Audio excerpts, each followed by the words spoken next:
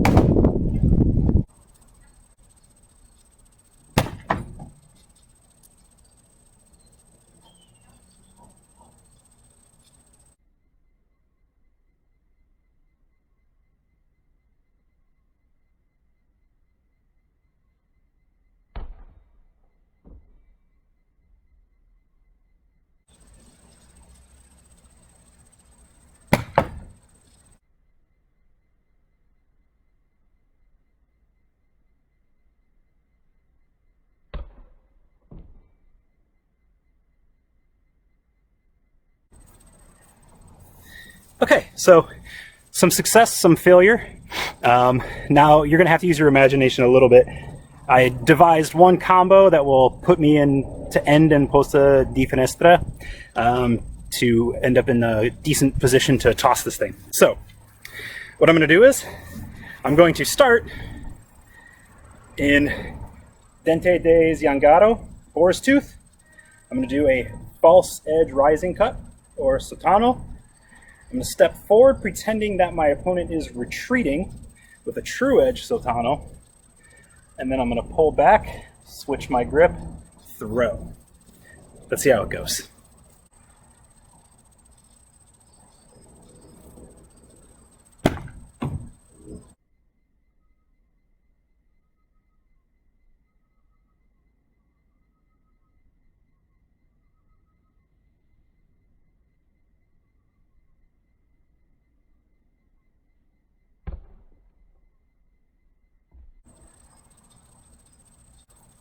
Not bad. Let's try that more close to full speed.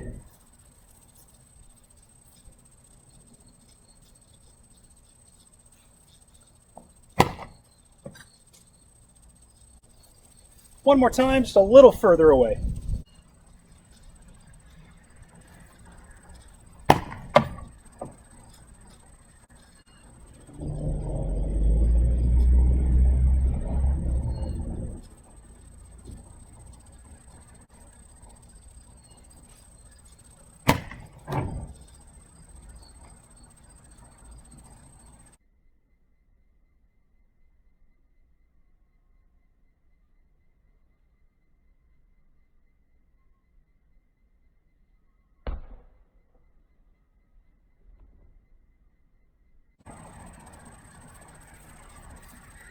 So, I think you can see that, I didn't practice that for very long. I think you could see that maybe it's still not a great idea, but if you really wanted to, you could do it. I know it's a wooden longsword, but I think it's less aerodynamic, probably. The damage is pretty significant. So, it's 2 layers of 2-layered corrugated cardboard. So the good stuff with 2 thick layers that I got from some stuff that was shipped, and a piece of canvas over the top. I wasn't really expecting the point of a wooden sword to to penetrate and actually stick in the target, to be honest, but it did. I'm going to stop throwing for now because this thing was made for arrows, not for me to be throwing wooden swords at. So yeah, I'm going to stop for now because it's messing up my target pretty bad.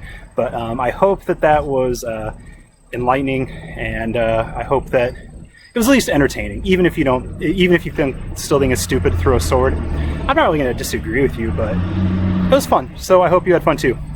Thanks. So once again, this video was not arguing with anybody's opinion.